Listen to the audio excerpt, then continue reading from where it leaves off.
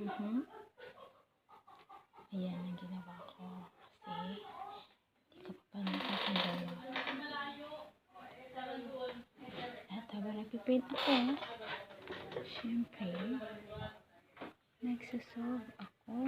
Ayan.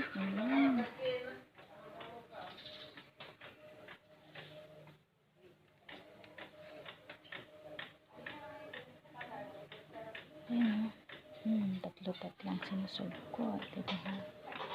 Ayan na po siya. Ayan na.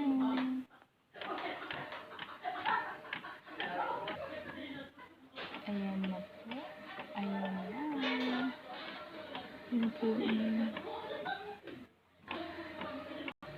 At ayan na ang finished product. Ayan na. Nakikita mo yan? Sir, diba? Ikaw lang ha. At ayan na nga. Ito yung siya natapos. Yes. Uhuy. Kailangan pagsiksiyan para hindi sayang space.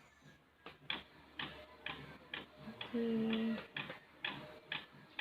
At sasolve na ulit ako. Sasolve na.